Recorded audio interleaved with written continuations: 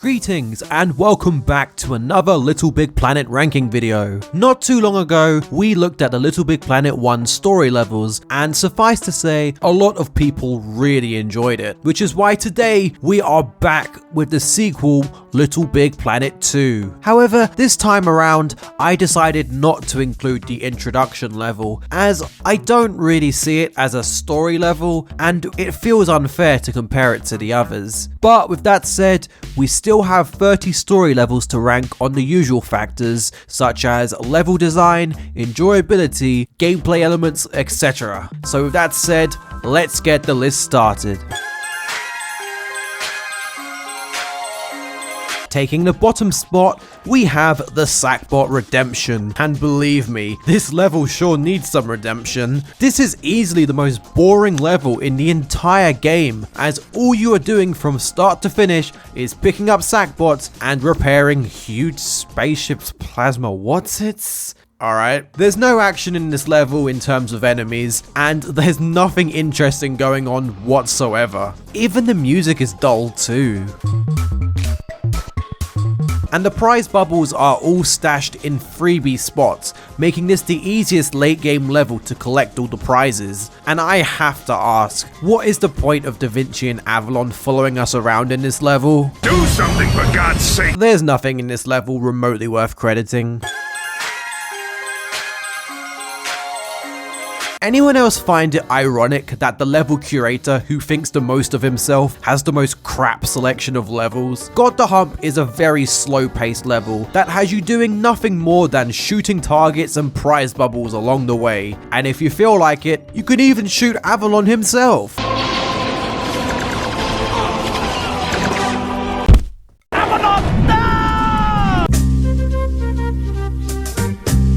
Now eventually, some enemies do show up and the pace starts to feel a little quicker, but it's still not a fun stage to play through. And on the subject of enemies, what is this boss? This is on the terrible Oni level of garbage design. This guy is a giant box with Yeezys, what the f? Just like the Sackbot Redemption, a big factor this level fails at massively is design. I mean, this level barely has any. There's so many sections you're just walking in front of an empty background. While I do like some of the design choices, like using the scales to reach higher ground, it's just all round a really boring level. Once again, Avalon, you are a terrible level curator. Look out!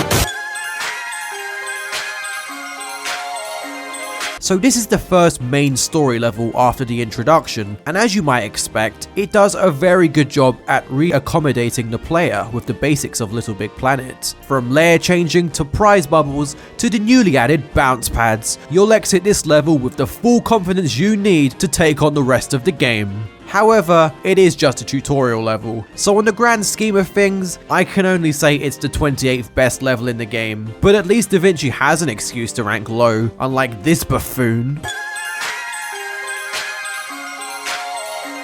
Just like the rookie test, Grab and Swing serves as a standard tutorial level and not much more. It's all about grabbing blocks and swinging across gaps, hence the name. And this as a standalone tutorial is fine, but there's nothing particularly noteworthy to put it higher on the list. Now the second half of this level is the main highlight, introducing you to the newly added grappling hook, a very fun power-up which the game showcases through a series of parkour sections, including a fast-paced race at the end of the level. But with all that said and done, it is again just a very standard tutorial level, and there really isn't too much else to say.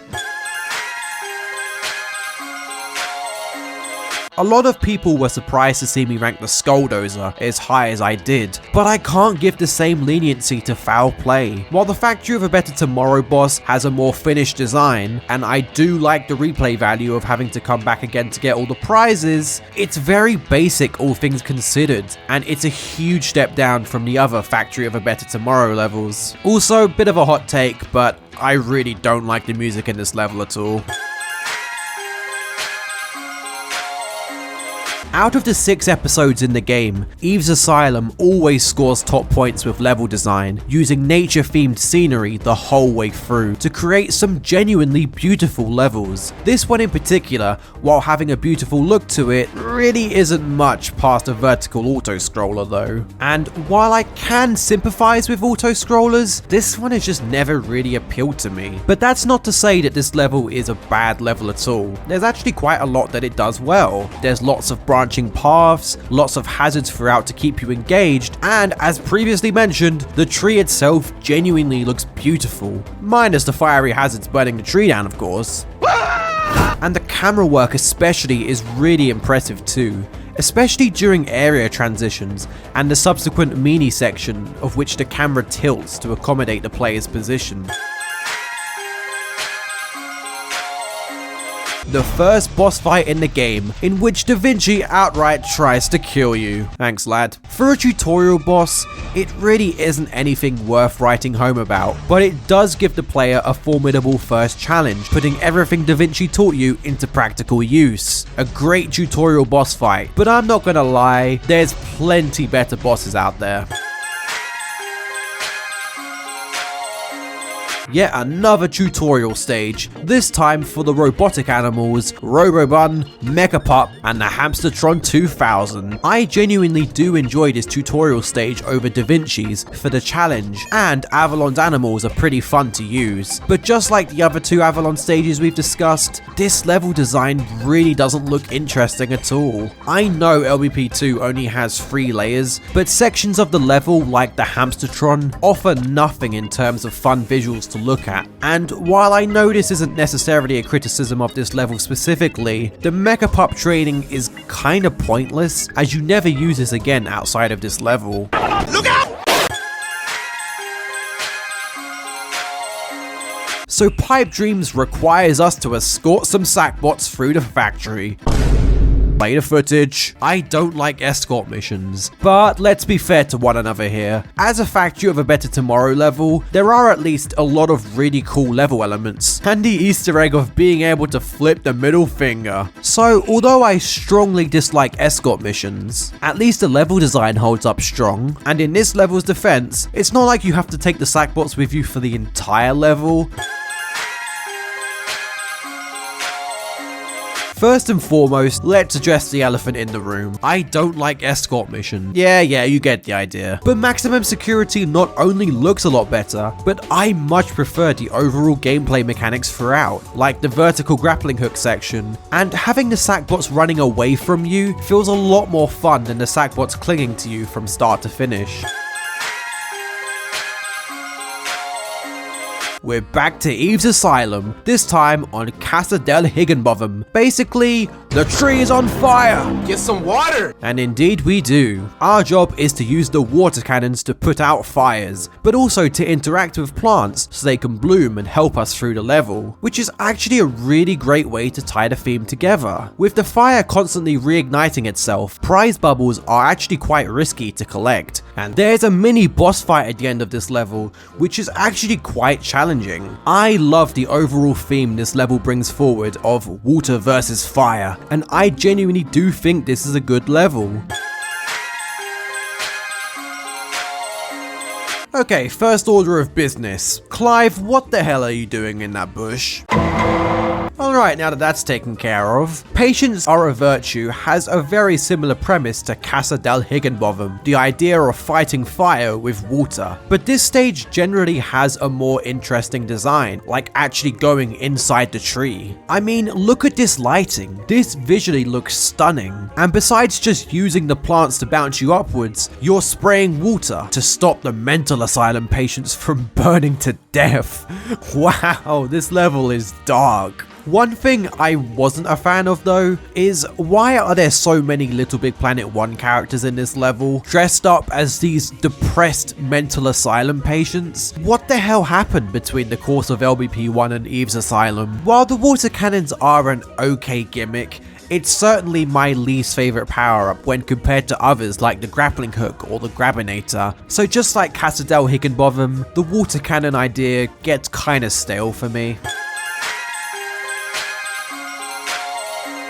Making her debut to the list is none other than Victoria von Bathysphere, and on the most part she has a very strong selection of levels. Who doesn't love a world based entirely around cakes? The introductory level naturally is the weakest, as it focuses more on the tutorial side of things, in this case the Grabinator, and all you're really doing on the most part is moving boxes around or activating buttons rather than an action heavy level. I do also think this section with the jam balls is very sluggish in single player in terms of collecting all the prize bubbles. The mini boss fight is fine, though it would have been a lot more fun if the boss could actually attack you rather than just sitting idle the whole time.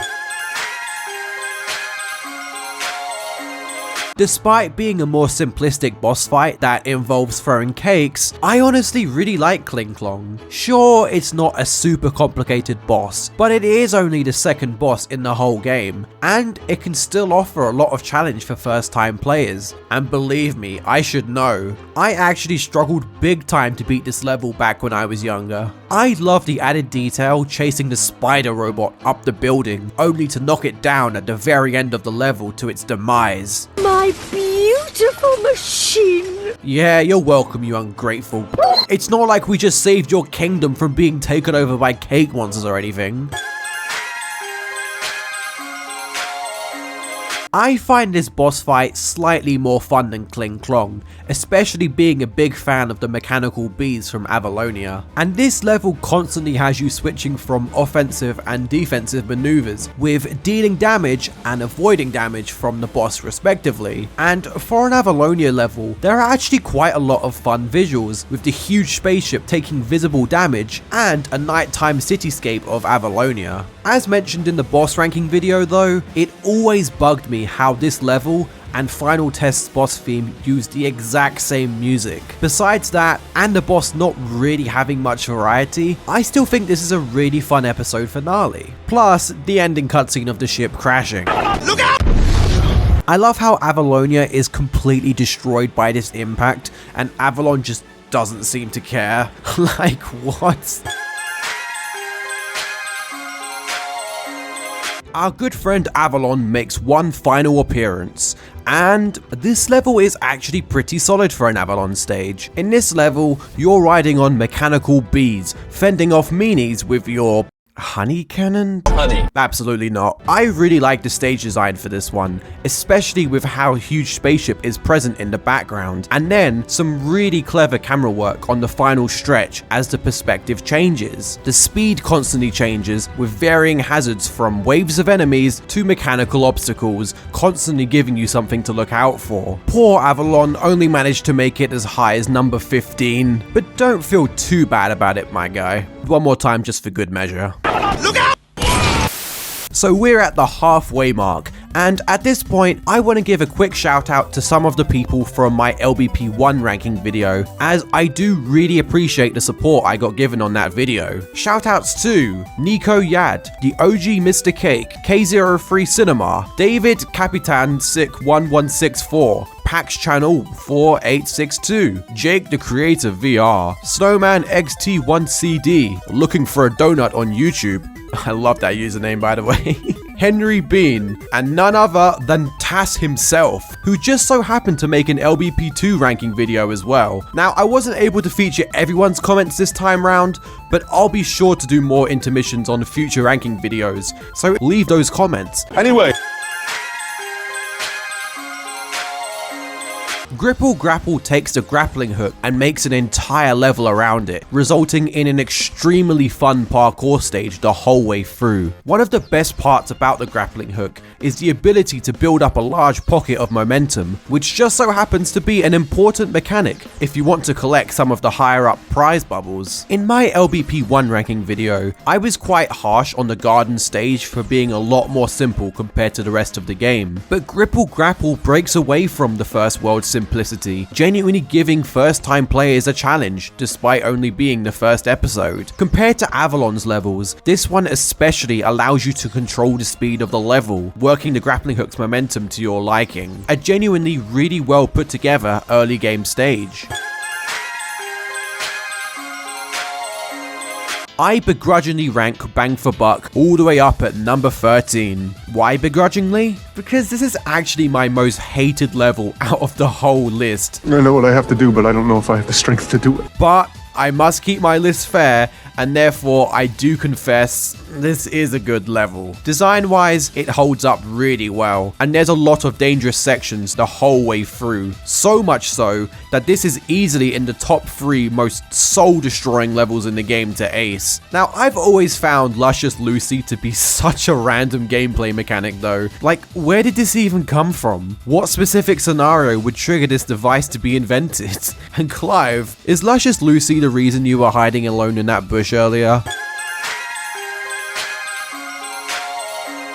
Now, I've always been a big fan of this level for just how contrasting the first and second playthrough of this level is. First time around, you're relying on these retracting blocks to escort you around the course. And then, when you come back for a second time, you can use the cog sticker to unlock the grappling hook, completely transforming the level. Now, you have a new way of exploring, and you can reach prize bubbles you are unable to get to before. Just like Gripple Grapple, this is another Da Vinci level that really puts your skills to the test, and I just love that so early on in the game. I've always been a big fan of how this level is one big circuit too, with how the start and the end of the level are right beside each other. And if you're familiar with speedrunning, you might already know that this very reason is why you can skip the entire level.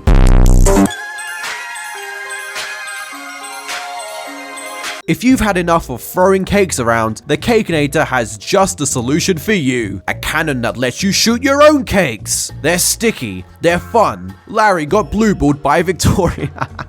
By firing your own cakes, this level puts a unique twist on parkour, as it's up to you to use those cakes to clear a path and create your own platforms. I know I keep making long and unnecessary lists when I'm talking about things I like, but this level uses the cakes in so many ways, so here's a list anyway. Jamming the cabinet, jamming machines, weighing the scale down, riding the conveyor belt vertically, riding the conveyor belt horizontally, killing enemies, blocking hazards. Is that not super impressive how versatile a cannon that only shoots cakes can be? The main stipulation is that you can only have one cake on the screen at a time, so you have to really micromanage your cake the whole way through this level.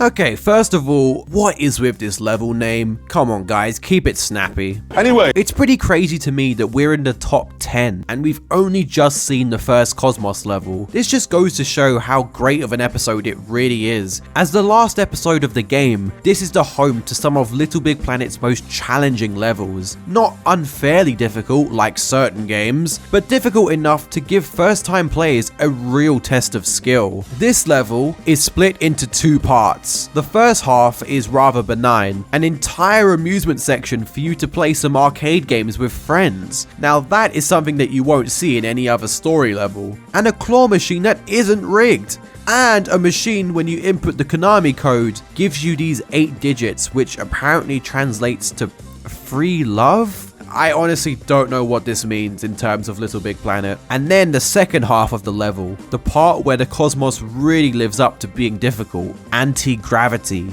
You'll be dealing with gravity in a multitude of ways, which really creates some interesting parkour sections as you make precise jumps in zero gravity. I especially love the part where you're jumping across the debris, a really clever way to bridge the gap between 2 broken sections of the ship. And lastly, a mini vehicle that lets you flip gravity modes at will. Set the Controls for the Heart of the Negativitron has 2 brilliantly crafted sections, one of which is a fun way to spend a little time with friends, and then a challenging second half that expertly uses gravity in a multitude of ways. All round, I really enjoy this one. This is the level where Victoria's laboratory takes a slightly darker turn with a Frankenstein-like feel to it. You can really tell the designers had fun with this one. Just look at some of these candy monsters they manifested. Just like Set the Controls for the Heart of Negativitron, this level utilizes its main gimmick in multiple ways to keep things interesting. In this case, the electricity. Not only is it a ubiquitous hazard, but it's also a vital component powering up machines all around the laboratory. way, for better or for worse. And I really enjoy the darker twist this level brings forward compared to its more bright and colourful other stages. The stark contrast from the other stages, awesome design, and an all-round challenging gameplay scores Current Affairs in number 9. We're back to the cosmos, and Full Metal Rabbit is brutal. In the first half, you're playing a game of catch the bomb with the meanies, and hey, it's unique, I'll give you that. And I really love how dystopian the surface of the Negativitron is portrayed to be, covered in trash and fire. A very notable contrast from Eve's Asylum on the most part. And the second half of the level is a heart-pounding mission on the Robobun, as you carefully navigate the perilous dangers of all the meanies trying to kill you. Sure, it's a little claustrophobic, but what did you expect? You're on the core of the Negativitron, not Caesar's palace, so of course it's going to be an unpleasant terrain to trek through. I ranked Full Metal Rabbit at number 8 because I really love the unique challenge it brings forward of having to really take your time the whole way through. And finally, one of Avalon's creations gets a good level.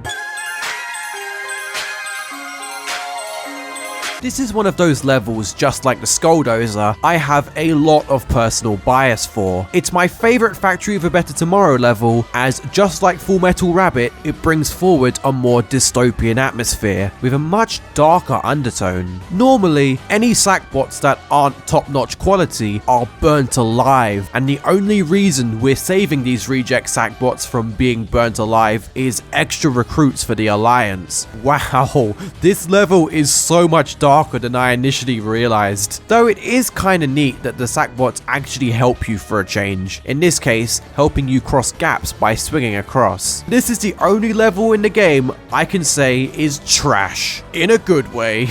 That's not funny at all!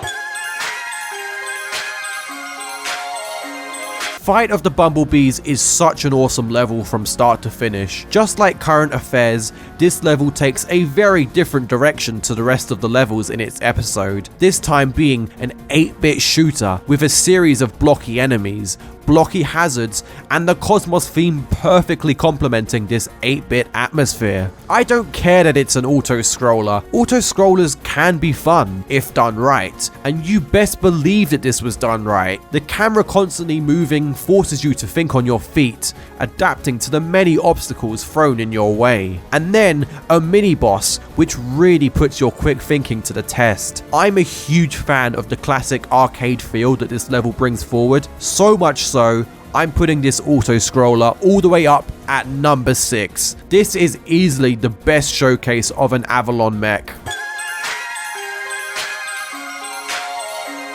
After Avalon decided to play hero and get himself captured, Yeah, okay. it's up to us to save his sorry ass in what could just be the hardest level of the entire game. The overall atmosphere in this level looks incredible. I love the orange lighting paired with the silhouettes of all the aircraft battling in the background, especially with a more serious sounding beat like Planetarium. The Sackbots you've spent the entire game babysitting actually help you out now by fighting off waves of enemies, both in the opening section and in a very challenging elevator descent. And especially with how fast you can breeze through the start of this level, I love the way the developers switched up the pacing here. And finally, the ending of the level has you climbing a giant robot to free Avalon, which is just as challenging as the rest of the level. While they're mostly just there as platforms and nothing else, it is quite cool to see all the curators you've met along the way there to help you out. All round, I think the all-out warzone this level creates, paired with some genuinely difficult gameplay, is up there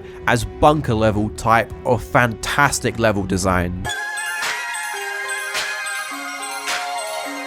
The final boss of the game, and I will proudly stand here and tell you this is a fantastic way to conclude the game. This level brings forward a series of elements we've encountered along the way, and uses them to give us a series of very unique phases. I know it's unfair to compare this to the Collector, when LBP2 has far more advanced logic tools, but this is how you make a finale, bringing all the characters together, except Eve for some reason, and all the power-ups we've learned to the absolute climax, where every section is exhilarating and so much fun to play. And while I know it's not part of the level itself, the final cutscene at the end of the game is easily one of the most emotionally gripping finales I've ever seen in a game. Though I have always wondered, why is it that only 3 out of the 6 main characters get voice lines on the final cutscene of the game? But again, that's just a nitpick and not really anything to do with the final boss itself.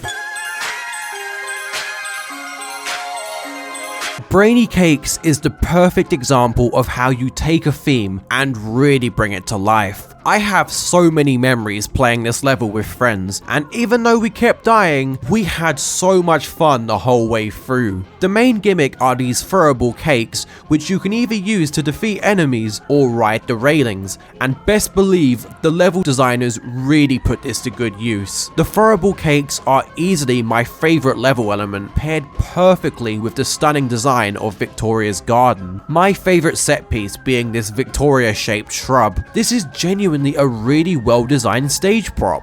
I know I harshly ranked the Victoria's Laboratory theme as number 50 in my music ranking, but I still stand by what I said about its versatility. I really love how much they played around with the soundtrack, upping the music on enemy encounters. This is a story level with so much personality to it, and is in my opinion the best Victoria's Laboratory level in the game.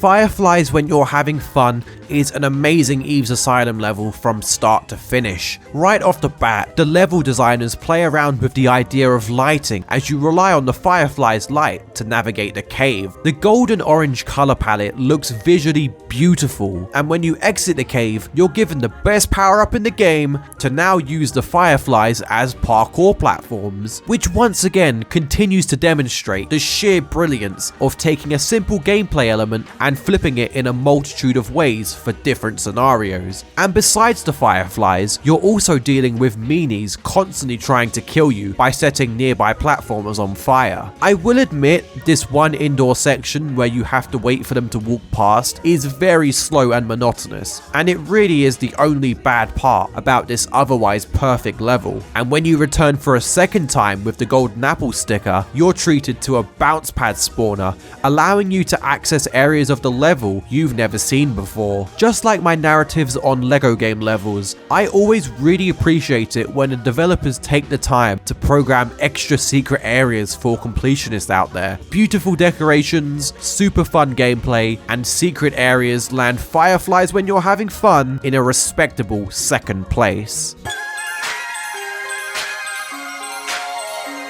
And finally, at number 1, we have the Body Invaders. From start to finish, I think this level is nothing short of a masterpiece. The super unique scenario of going inside Higginbotham's body to fight the infections is just such an impressive way to wrap up Eve's Asylum. This level could have easily just started at the boss, like every other boss in the game, but instead, we're treated to a little bit of pre-gameplay, making this the only LittleBigPlanet 2 boss to include prize bubbles. And speaking of the boss, this one is very satisfying to fight, lining up the boss perfectly with the white blood cells, and I love the attention to detail of fighting the boss inside of Higginbotham's brain. This is easily my second favourite boss in the whole franchise, but my first favourite LittleBigPlanet 2 level. Sure, I enjoy the traditional parkour levels as well, but this super quirky episode finale is one that I have always loved from start to finish.